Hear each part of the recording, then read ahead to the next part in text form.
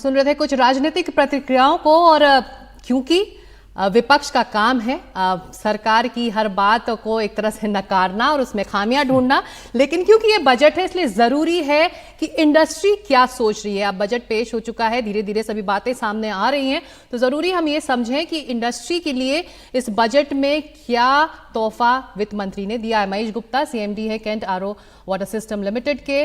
महेश जी, बहुत शुक्रिया, आपने वक्त निकाला एनडीटीवी के लिए। सबसे पहला सवाल तो यही, पॉलिटिशियंस अपना काम करें, खासतौर से विपक्ष के पॉलिटिशियन, लेकिन सबसे महत्वपूर्ण बात आपको इस बजट में क्या लग रही है?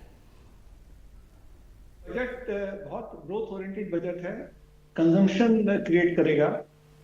सब लोगों के हाथ में पैसा मिला है इसमें, और इंडस्ट्री के लिए बहुत सारे प्रावधान इसके अंदर आए हैं। तो ये एक बहुत अच्छा बजट आया है इसके लिए।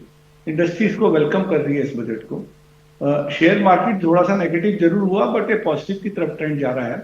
आप देखेंगे आने वाले समय में शेयर मार्केट भी इसको पॉजिटिव तरीके से रिस्पॉन्ड करेगा, क्योंकि हर सेक्टर को, एमएसएमई को सेक्टर को बेनिफिट दिया गया है इसके अंदर से। इसके अंदर से बड़ी कंपनियों के अंदर एफडीआई आने का प्रावधान है इसके अंदर से, और 40% से 35% की छूट दी गई है इसके अंदर से। तो बड़ी एफडीआई आने की उम्मीद है, जिससे मैन्युफैक्चरिंग सेक्टर भी बढ़ेगा इसके अंदर। इसके अंदर रियल एस्टेट के लिए 10 लाख करोड़ का प्रावधान दिया गया है गरीब लोगों को मकान बनाने के लिए, प्रधानमंत्री आवास योजना के अंदर। एक रियल एस्टेट जब बढ़ता है तो बहुत ज्यादा एम्प्लॉयमेंट बढ़ता है, और उसके अंदर से डाउन साइज की इंडस्ट्री बहुत बढ़ती है। तो एक बहुत वेलकम स्टेप है, जो कंजम्पशन भी क्रिएट करेगा, इंडस्ट्री को भी ग्रोथ देगा। तो ओवरऑल देखा जाए तो इंडस्ट्री इज वेरी पॉजिटिव। और मैं तो लॉन्ग टर्म कैपिटल गेन में भी कहूंगा कि लोगों की उम्मीद तो थी कहीं ये 20% टैक्स ना हो जाए। 10% का 12.5% होना कोई बहुत बड़ा भार नहीं है लोगों के ऊपर। उस भार को सरकार ने उतारा है। मिडिल इनकम को बहुत ज्यादा बेनिफिट दिया है उन्होंने, जिससे टैक्सेशन से फायदा होगा, एक कंजम्पशन ओरिएंट बढ़ेगा। जब कंजम्पशन बढ़ती है तो इंडस्ट्री में डिमांड बढ़ती है, तो नई इंडस्ट्री आने की उम्मीद होती है उस केस में। गुप्ता जी, मैं ये पूछना चाह रहा था आपसे, कंजम्पशन बढ़ेगा, इकोनॉमी के रिवाइवल के लिए बहुत अच्छा बजट है। जैसा कि आप बोल रहे हैं एफडीआई से आएंगी, लेकिन एक आम हिंदुस्तानी के लिए बात करें, बिल्कुल साधारण हिंदुस्तानी जो रोज़मर्रा का जीवन जीता है, मेहनत कश किसान है, मजदूर है, उसके लिहाज से अगर बात की जाए बिल्कुल लेमैन की लैंग्वेज में, उसको इस बजट से क्या फ़ायदा होने वाला है? आपके मुंह से जब आप समझाएंगे इस चीज़ को तो ज़्यादा अपील करेगा, इसलिए मैं आपसे पूछ रहा हूँ। देखिए, एग्रीकल्चर सेक्टर को पैसा मिला है इसमें, तो गांव में पैसा आएगा, एक बात।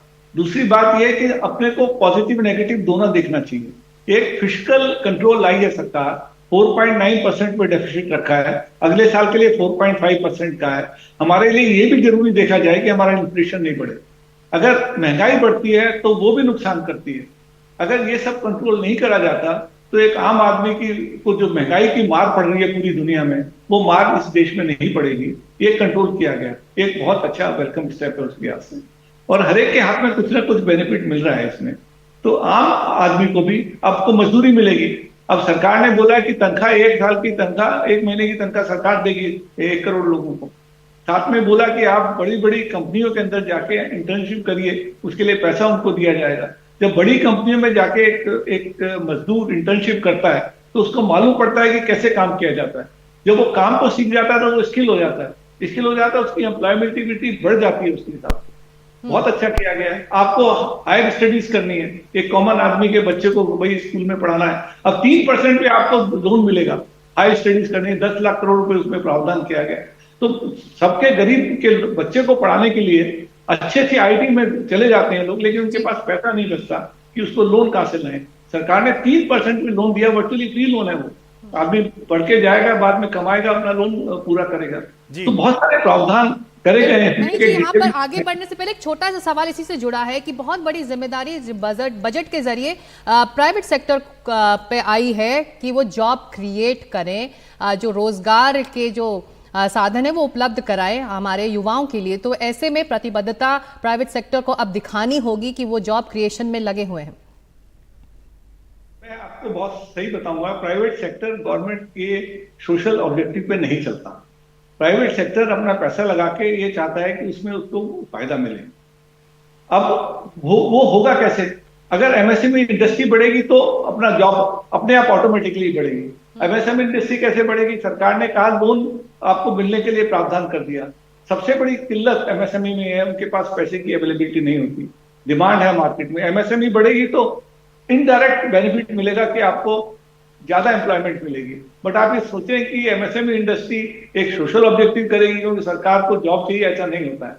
क्योंकि एमएसएमई इंडस्ट्री वैसे ही जूझ रही है, ये जूझ रही है कि उसकी प्रॉफिटेबिलिटी कैसे मेंटेन हो, उसको ईज ऑफ डूइंग बिजनेस चाहिए उसको। कुछ और भी हो सकता था, मैं उस चीज के भी जिक्र नहीं करना चाहूंगा। जितना हुआ उसको डाइजेस्ट करें, आगे चलें, और बहुत अच्छा बजट है, मैं उसको ये नटशेल में।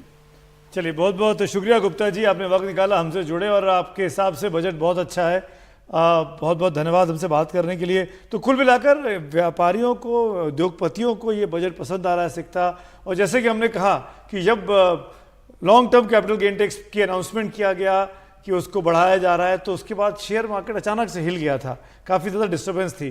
पर धीरे धीरे लोगों को समझ में आ रहा है कि बजट में आगे जाकर ऐसी तमाम प्रावधान है जिससे पूरी ओवरऑल इकोनॉमी को फ़ायदा होने वाला, हर व्यक्ति को फ़ायदा होने वाला है, और इसीलिए अब काफ़ी हद तक शेयर मार्केट भी रिकवर कर गया है। बिल्कुल, और अर्थशास्त्री जो स्टडी करते हैं इकॉनमी को, उनको भी ये बजट पसंद आ रहा है सुमित। तो वाकई उम्मीदों का बजट है और नींव रखी गई है विकसित भारत की इस बजट के जरिए।